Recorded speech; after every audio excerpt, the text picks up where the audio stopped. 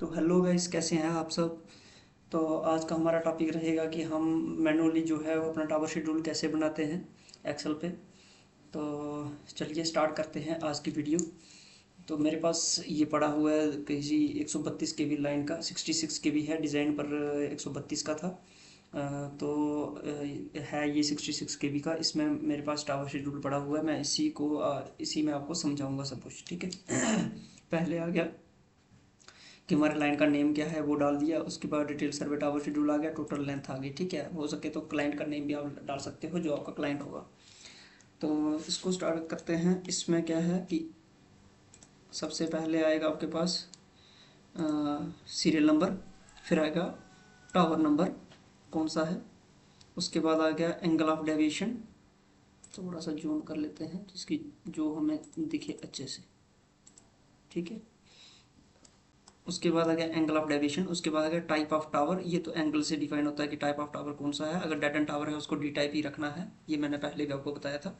तो बाकी एंगल के हिसाब से डिफाइन होता है सब कुछ। या फिर हाईवे क्रॉसिंग हो, या कोई बड़ी रिवर की क्रॉसिंग हो, या अ, इसकी रेलवे की क्रॉसिंग हो, तो तब जाके हम डी टाइप देते हैं। वो हमें टावर स्पॉटिंग डाटा में दिया रहता है कि स्पेशल कौन सा केस रहेगा तब हम डी टाइप देंगे, अदरवाइज हम एंगल को देख के डी टाइप करेंगे। 0 से 15 डिग्री का होगा तो बी टाइप देंगे, और 15 से 30 का होगा तो सी टाइप, 30 से 60 का होगा तो डी टाइप। ऐसे करके हम अपना टावर देते हैं, ठीक है। इधर जो AP1 लिखा हुआ है ये डेड एंड टावर आता है। सब स्टेशन जो है द्रास में, ये वो आ गया। उसके बाद टाइप ऑफ टावर आ गया। उसके बाद सीपी पोजीशन आ गई, सीपी अप डाउन कितना किया हुआ है। उसके बाद रेस चिमनी क्या है।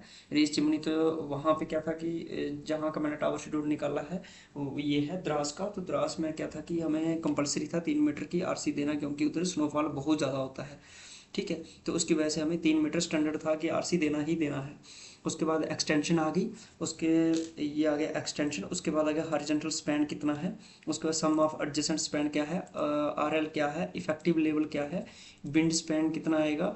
फिर आ गया वेट स्पैन हॉट और वेट स्पैन कोल्ड।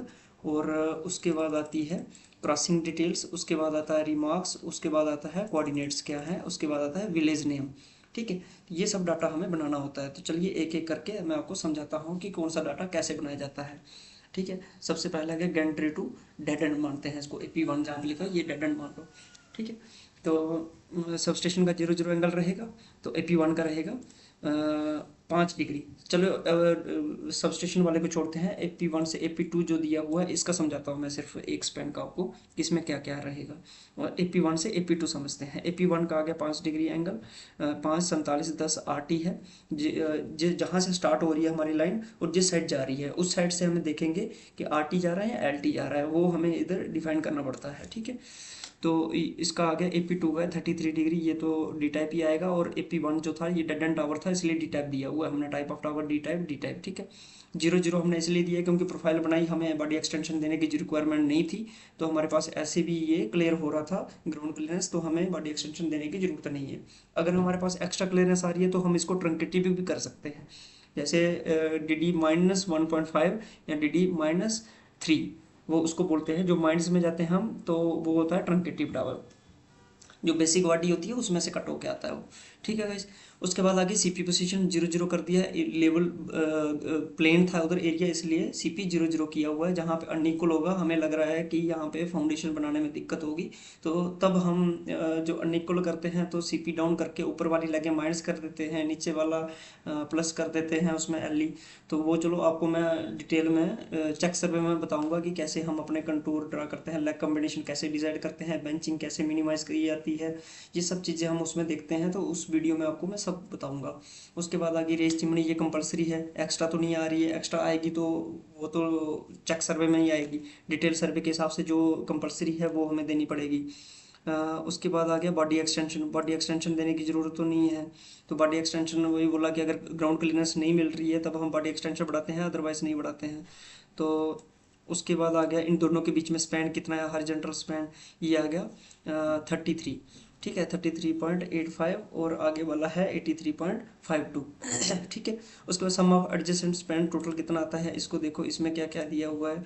जो पीछे वाला स्पैन होगा और आगे वाला स्पैन होगा, दोनों को प्लस कर देना है, एडजेसेंट स्पैन आ जाएगा। उसके बाद RL दे देना है, जो उस टावर का CP सेंटर पॉइंट होगा उसका क्या RL रहेगा, ठीक है, उसका लेवल क्या रहेगा वो देना है।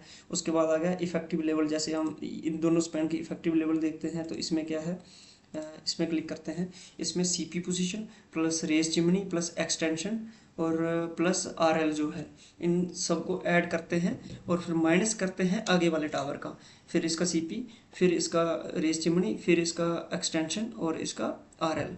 ठीक है, ये फार्मूला लगा के हमारा निकल जाता है। उसके बाद आ गया टावर का विंड स्पैन क्या है, तो विंड स्पैन को देखो आप, हॉरिजॉन्टल स्पैन आगे पीछे स्पैन का डिवाइड बाय 2 कर लेंगे, विंड स्पैन निकल आएगा। ठीक है गाइस, उसके बाद देखते हैं हार्ट की वैल्यू। तो हार्ट में हम क्लिक करते हैं, लेफ्ट और राइट दोनों का अलग अलग रहेगा। जो लेफ्ट होगा उसका हॉरिजॉन्टल स्पैन जो है वो लेफ्ट वाली साइड जाएगा, एक का राइट वाली साइड जाएगा। ठीक है, इसको इस पे क्लिक करते हैं, क्या क्या किया है। तो सबसे पहले बेड स्पैन निकालने का फार्मूला जान लो। बेड स्पैन का फार्मूला होता है हॉरिजॉन्टल स्पैन डिवाइड बाय 2। ठीक है, तो हॉरिजॉन्टल स्पैन कितना है, हॉरिजॉन्टल स्पैन ये जब मैं लेफ्ट वाला देख रहा हूँ तो पीछे वाला आ रहा है। ठीक है, तो पीछे वाला आ रहा है हॉरिजॉन्टल स्पैन, इसको किया डिवाइड बाय 2 कर दिया। उसके बाद प्लस करते हैं, उसके बाद फिर इफेक्टिव लेवल इनटू टेंशन होता है। इफेक्टिव लेवल क्या है, इफेक्टिव लेवल पीछे वाला ये है, तो इनटू क्या करते हैं, effective level into tension. Tension की वैल्यू क्या है, हम किसका निकाल रहे हैं, हार्ट का, तो हार्ट की टेंशन वैल्यू देखनी है हमने कि कितनी है, वो टावर स्पोर्टिंग डाटा पे दी रहती है। नहीं पता चल रहा तो क्लाइंट के पास जाके एक बार उनके पास बैठ के इन्फॉर्म कर लेना है, या कोई एक्सपीरियंस बंदा है जिसने ये लाइन की हुई है, स्नो जोन है तो टावर स्पोर्टिंग डाटा होता है पहले का, कैसे किया है, तो उसकी भी हेल्प ले सकते हैं। अदरवाइज मैं आपको दिखा भी देता हूँ, दिखाऊंगा मैं आपको कि हार्ट और कोल्ड की वैल्यू और ग्राउंड क्लियरेंस कितनी रहती है, हम उसको कैसे पढ़ते हैं, कहाँ पे क्या दिया रहता है। ठीक है, तो ये हो गया। उसके बाद आता है divide by weight of conductor into horizontal span. Weight of conductor कितना है वो भी टावर स्पोर्टिंग पे दिया रहता है हमें, तो वेट ऑफ कंडक्टर डाल दिया इनटू हॉरिजॉन्टल स्पैन डाल दिया। ठीक है, अब देखो इसमें क्या था, हॉरिजॉन्टल स्पैन लेफ्ट था तो पीछे वाला स्पैन आया। अब मैं राइट वाला देखता हूँ तो राइट वाले में आगे वाला स्पैन होगा। ठीक है, इसमें horizontal span divide by 2, horizontal span हमारा आ गया 33.58। देखो अभी आगे वाला स्पैन आ गया डिवाइड बाय 2, फिर आ गया plus effective level into tension. Effective level कितना है, ये आ गया आगे वाला ही इफेक्टिव लेवल, और टेंशन टेंशन वही रहेगी, अभी हम हार्ट का ही देख रहे हैं। तो divide by weight of conductor into horizontal span, weight of conductor डालेंगे और डिवाइड बाय हॉरिजॉन्टल स्पैन। ठीक है, तो ये आ जाएगा हमारा राइट का। उसके बाद दोनों को टोटल कर देना है, टोटल आ गया, ये दोनों को ऐड करेंगे तो हार्ट राइट और लेफ्ट को ऐड करेंगे तो टोटल आ जाएगा। ठीक है गाइज, उसके बाद ऐसे ही कोल्ड का देखते हैं, कोल्ड का भी सेम रहेगा आपका। पीछे वाला लेफ्ट देखेंगे पीछे वाला हॉरिजॉन्टल स्पैन लेना है, अगर राइट देखेंगे तो आगे वाला हॉरिजॉन्टल स्पैन लेना है, और जो इसकी टेंशन की वैल्यू रहेगी वो हमने टावर स्पोर्टिंग डाटा से ही देखनी है। और weight of conductor heart cold का जो हमारा वेट ऑफ कंडक्टर तो एक ही लगेगा, वेट ऑफ कंडक्टर सेम रहेगा, इसमें सिर्फ एक ही चीज़ चेंज होगी, जो रहेगा आपका कोल्ड की वैल्यू, हार्ट की अलग रहेगी कोल्ड की अलग रहेगी। कि हार्ट उस एरिया का हार्ट सबसे ज़्यादा मैक्सिमम टेम्परेचर क्या जाता है, कोल्ड होता है, कि लोएस्ट टेम्परेचर मैक्सिमम कितना जाता है। तो इन दोनों को देख के उसकी वैल्यू डालते हैं, उसका कितना लोड रहेगा, तो उस हिसाब से हम करते हैं इसको। ठीक है, ऐसे लेफ्ट का होगा, ऐसे राइट का करना है। राइट में आगे वाला स्पैन आएगा, बाकी आपका सब कुछ सेम रहेगा जो भी है, उसके बाद टोटल कर देना है। तो जैसे हम इन दो टावरों का देख रहे थे, इन दो टावरों के बीच में हमारे पास ये कितना आ रहा है, क्या बोलते हैं इसको, क्रॉसिंग क्या आ रही है, क्रॉसिंग देनी है, क्रॉसिंग डिटेल लिखनी है। उसके बाद इसका एंगल लिखना है दोनों टावरों का। उसके बाद लिखना है विलेज नेम। ठीक है, उसका विलेज नेम क्या है, नीचे वाले का क्या है। तो ऐसे हम अपना टावर शेड्यूल बनाते हैं, पूरे को ऐसे ही बनाएंगे। बाकी सिर्फ इफेक्टिव लेवल विंड स्पैन और हॉरिजॉन्टल स्पैन को लेके हम अपना विंड स्पैन कर बनाते हैं। तो ऐसे ही हम, ये इसका फॉर्मेट है, ऐसे हम अपना टावर शेड्यूल बनाते हैं। तो ठीक है गाइस, उम्मीद करता हूँ कि आपको कुछ ना कुछ समझ आया होगा। अगर कुछ कहीं पे डाउट है तो प्लीज़ कमेंट ज़रूर करना। नहीं तो अगर किसी को ये फॉर्मेट चाहिए तो कमेंट करके बोलना, अपना नंबर डाल देना, तो मैं आपको व्हाट्सएप कर दूंगा ये चीज़। Okay guys, thank you.